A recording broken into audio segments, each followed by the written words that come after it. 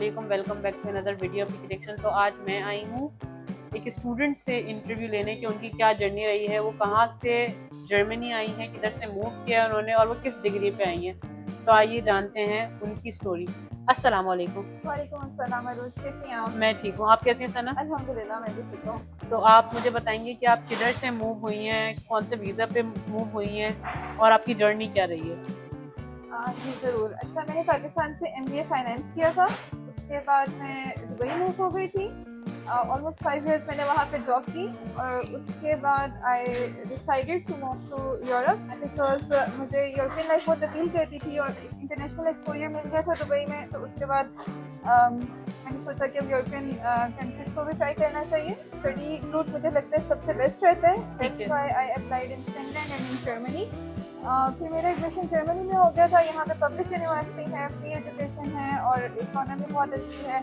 सो Shenzhen visa मिल जाता है। तो these are the motivational factors जिसकी वजह से मैंने यहाँ की यूनिवर्सिटी में अप्लाई की। अच्छा, जैसे कि आपने बताया कि आप यूएई से यहाँ पे मूव हुई हैं, तो आपका प्रोसेस थोड़ा डिफरेंट होगा। इजी प्रोसेस था या मुश्किल प्रोसेस था? बहुत ईजी प्रोसेस था। अच्छा, तो आप थोड़ा सा बताएंगे कि आपने क्या क्या किया। आपने एमबीए किया पाकिस्तान से, इस्लामाबाद से? जी, कौन सी मैंने लाहौर से किया था, कॉमसेट्स यूनिवर्सिटी से। अच्छा अच्छा, उसके फौरन बाद आप एज अ जॉब पे आप यूएई में हाँ चली जी। गई।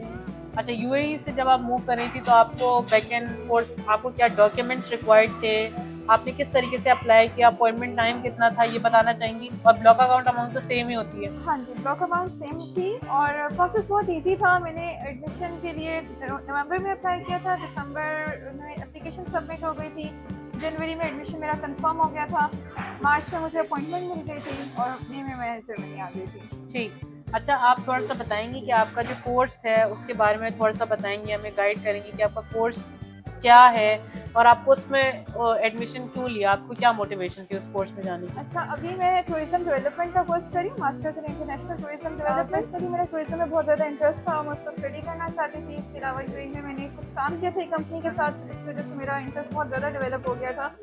यहाँ पे सस्टेनेबिलिटी आजकल बहुत ज़्यादा हॉट टॉपिक है, तो वही कोर्स में सस्टेनेबिलिटी डेवलपमेंट और वो सब चीज़ें भी थी और somehow it is related with MBA। सो इसलिए मैंने अप्लाई किया और मैंने 3 या 4 यूनिवर्सिटीज़ में अप्लाई किया था बिकॉज मैंने जूनियर असिस्ट के थ्रू अपने डॉक्यूमेंट्स की वेरिफिकेशन नहीं करवाई हुई थी। और डायरेक्ट यूनिवर्सिटी की वेबसाइट पे जाके अप्लाई किया और इस यूनिवर्सिटी में एडमिशन हो गया। मुझे लगा म्यूनिख में है, बेस्ट ऑप्शन है। सो दैट्स सही। अब मुझे आपसे एक सवाल और भी पूछना है कि आप जब यूएई में थी तो आपने यूएई से क्यों नहीं मास्टर्स किया? क्या वहाँ की इतनी अच्छी एजुकेशन है या आपको यहाँ की ज़्यादा लगी कि यहाँ पे ज़्यादा स्कोप है स्टडी का और यहाँ पे ज़्यादा टू अपॉर्चुनिटीज़ बी है? ऑनेस्ट, दुबई में एजुकेशन बहुत ज़्यादा एक्सपेंसिव है। इसके अलावा जब मैंने कंपेयर किया था यूरोपियन यूनिवर्सिटीज़ को दुबई की यूनिवर्सिटीज़ के साथ, तो मुझे लगा यहाँ पे क्वालिटी एजुकेशन बहुत अच्छी है। सो इसलिए यहाँ पे। ठीक है। अच्छा, आप मुझे बताएंगे कि आप यहाँ पे कौन सी यूनिवर्सिटी में हैं और आपका क्या, जो जब आप यहाँ पे आई तो आप जाहिर सी बात है यहाँ पे पार्ट टाइम जॉब भी करनी होती है, मिनी जॉब भी कुछ लोग करते हैं अपने एक्सपेंस को मैनेज करने के लिए। तो आपने किस तरीके से किया, आप किस तरीके से अपनी एजुकेशन मेंटेन कर रही हैं, आप जॉब करती हैं, आपने लैंग्वेज किस तरीके से कुछ बता सकते हो उस हवाले से? मैंने लिटनरोड यूनिवर्सिटी में एडमिशन लिया था, वो पार्टीशन में है, जो कि 2.5 आवर्स है म्यूनिख से। पहले Okay. 1 साल मैं वहीं पे रही, मैंने अपने पूरे कोर्सेज कंप्लीट किए। इन द मीन टाइम मैंने एक रेस्टोरेंट में जॉब अप्लाई की थी क्योंकि student job part time job मिलना शुरू में बहुत मुश्किल होता है। आई वॉज लकी इनफ कि मुझे एक फ्रेंड मिली और उसने मुझे गाइड किया। मैंने एक रेस्टोरेंट में जाके जस्ट वॉक इन करके पूछा उनसे, उन्होंने मुझे job they the. But decides this 2 या 3 महीने के अंदर मैं लिंक्डइन से कंटिन्यूसली जॉब अप्लाई कर रही थी। इवन तो मेरे जब यहाँ पे आई तो मेरी जर्मन लैंग्वेज बिल्कुल भी अच्छी नहीं थी। सही। I wasn't prepared for it. तो मुझे तो बेसिक्स एंड वर्ड्स के अलावा कुछ नहीं आता था, लेकिन फिर भी मैं लिंक्डइन से जॉब अप्लाई करती थी और दिसंबर तक मुझे सिमेंस में जॉब मिल गई और उसके बाद से मैं वहाँ पे वर्किंग स्टूडेंट जॉब कर रही हूँ। सिमेंस में? जी, Siemens वेरी में। गुड। अच्छा। और लैंग्वेज बैरियर मुझे वहाँ पे फेस नहीं करना पड़ा क्योंकि मेरी टीम सब इंग्लिश में बात करती है। इंग्लिश की कम्युनिकेशन लैंग्वेज है। Okay okay. अच्छा, जैसे कि आपने बताया कि आपने पार्ट टाइम जॉब करें, कि आप मिनी जॉब भी करती हैं या पार्ट टाइम में आपका गुजारा हो जाता है आराम से? मैंने कुछ टाइम मिनी जॉब की थी लेकिन फिलहाल मैं अब उसको कंटिन्यू नहीं कर रही। तो पार्ट टाइम में अच्छा गुजारा हो जाता है। इट सही। डिपेंड्स, आप अपने एक्सपेंसेस कितने ज़्यादा बढ़ाते हैं, लेकिन मेरा अच्छा है उसमें। गुजारा हो जाता है। अच्छा, जो लोग पाकिस्तान से या यूएई से यहाँ मूव होना चाहते हैं, आप उनको क्या सजेस्ट करेंगी?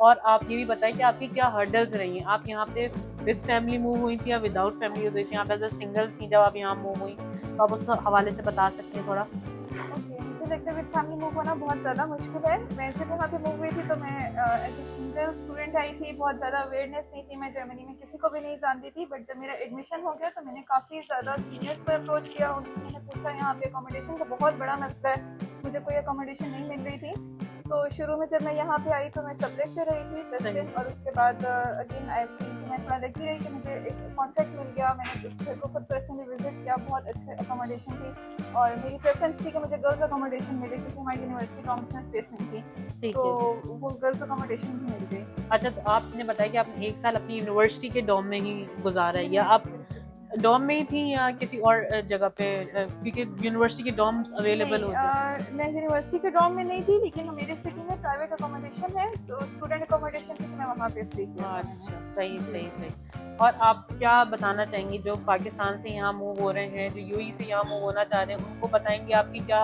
हर्डल्स थी, क्या स्ट्रगल थी, कोई आपकी स्ट्रगल्स हों? क्योंकि जब आप यूएई में रह चुके हैं तो आपने ग्रॉसरी भी खुद की होगी, आप मूविंग सारी चीज़ें आप पहले से इस चीज़ से फेमिलियर होंगी। लेकिन जब आप पाकिस्तान से यूएई मूव हुई तब भाई आपकी लाइफ में कोई शिफ्ट आया होगा, वो शिफ्ट ज़्यादा अच्छा था या ये वाला जो शिफ्ट है वो ज़्यादा अच्छा है? अच्छा, अगर मैं कंपेयर करूँ तो मेरे यूएई में लाइफ बहुत ज़्यादा लग्जूरियस टाइप की है। वहाँ पे हर चीज़ बहुत कन्वीनियंटली मिल जाती है। आप ग्रॉसरी वालों को कॉल करें, आपकी डिलीवरी घर पे ग्रॉसरी डिलीवर हो जाती है। जब मैं यहाँ पे आई तो मेरे लिए थोड़ा सा कल्चरल शॉक था, क्योंकि हर चीज़ ग्रॉसरी खुद बाई करके लेके आनी है, ग्रॉसरीज आपकी इतनी नियर बाई लोकेशन पे भी। इसके अलावा हलाल फूड फाइंड करना थोड़ा सा मुश्किल था। मैं एक छोटे से सिटी में मूव हुई थी, तो वहाँ पे तो बिल्कुल भी कोई पाकिस्तानी इंडियन शॉप्स भी नहीं थी, तो शुरू में वो भी थोड़ी सी स्ट्रगल रही। जर्मन नहीं आती थी तो ट्रांसलेट करना पड़ता था कि अच्छा अगर हम किसी ग्रोसरी स्टोर में जा रहे हैं तो वहाँ पे क्या चीज़ हम खा सकते हैं जिसमें अल्कोहल भी ना हो, जलेबी भी ना हो। तो ये चीज़ें बहुत सिलेक्टिव ऑप्शंस थी। सही बात है। मुझे लगता है अगर आप यहाँ आने से पहले जर्मन सीख के आएँ, अपनी थोड़ी सी बेसिक रिसर्च करके आएँ, तो बहुत आसानी, क्योंकि मैं यहाँ पे किसी को जानती नहीं थी, तो शुरू में मैंने बहुत स्ट्रगल किया। फ्रेंड्स इतने आराम से नहीं बनते हैं। मेरे क्लास में इंडियन लोग भी उस टाइम पे नहीं आए हुए थे, और बाकी कम्युनिटी के लोगों के साथ भी इंटीग्रेट करना बहुत मुश्किल था। सही। तो इट वाज आल्सो चैलेंज। सही। अच्छा, अब जब आपको यहाँ पे रहते हुए कितना अरसा हो गया है, कितने अरसे से आप यहाँ पे हैं और अब आप फेमिलियर हो गई हैं हर चीज़ से, और आपकी कितनी एजुकेशन रहती है और आपकी फील्ड का स्कोप कितना है जर्मन मार्केट में, थोड़ा सा उसके हवाले से बताएं? ओके, तो मैं अभी 2 साल हो गया मुझे यहाँ पे, और अभी मैं अपना थीसिस लिख रही हूँ। वो बल्कि 6 मंथ्स में कंप्लीट हो जाएगा, और उसके बाद इंशाल्लाह मैं अपनी जॉब ढूंढ रही हूँ अभी फिलहाल। क्योंकि मैं यहाँ पे टूरिज्म पढ़ रही हूँ, तो टूरिज्म डेवलपमेंट के लिए तो जर्मन C1 लेवल की चाहिए, क्योंकि हमें बहुत ज़्यादा कम्युनिकेट करना पड़ता है। सही। So it's a huge challenge to find a job. लेकिन इसके अलावा मेरा फाइनेंस का बैकग्राउंड है, तो मेरी मेन प्रेफरेंस ये है कि मैं अकाउंटिंग या फाइनेंस में जॉब ढूंढूँ, और उसमें भी लैंग्वेज बहुत इंपॉर्टेंट है, और अकाउंटिंग और फाइनेंस जॉब्स के लिए इंग्लिश एंड जर्मन दोनों आनी चाहिए। सो मैं सबको यही सजेस्ट करूँगी कि प्लीज़ आप जर्मन सीख के आएँ, एटलीस्ट C1 लेवल की तो आनी चाहिए। सही सही। और सजेशन देना चाहेंगी हमारे व्यूअर्स को, कोई भी और सजेशन जैसे कि आपने दिए कि B1 करके आए, कोई और जैसे कि आपके कोर्स में कोई GRE IELTS कुछ भी रिक्वायर्ड है इस तरीके का? IELTS बिल्कुल चाहिए होता है, मिनिमम 5.5 to 6 पॉइंट होना चाहिए। GRE की कोई रिक्वायरमेंट नहीं है। मेरी यूनिवर्सिटी डेगनडॉर्फ टेक्नोलॉजी है, और वो बहुत अच्छी है। उनका एक टेस्ट होता है, सिर्फ यूनिवर्सिटी का अपना टेस्ट होता है, उसके अलावा प्रोफेसर्स के साथ इंटरव्यू होता है, और उसकी डेट पर एडमिशन हो जाता है। तो यूनिवर्सिटी का कोई प्रोसेस इसमें इन्वॉल्व नहीं है। और अभी लेकिन यूनिवर्सिटी वालों ने फीस अप्लाई कर दी है 500 यूरो। ओके। तो फॉर सेमेस्टर 500 यूरो पे करना पड़ेगा, जबकि वो पब्लिक यूनिवर्सिटी है। Public university. हाँ, ओके। थैंक यू सना, आपने हमारी ऑडियंस के साथ अपनी जर्नी शेयर की। Thank you so much. और भी हम आपसे कभी ना कभी बात करेंगे जब आपकी जॉब हो जाएगी इंशाल्लाह। अगर आप देना चाहेंगी तो फिर आपसे ज़रूर बात होगी। Thank you so much. अल्लाह हाफिज़।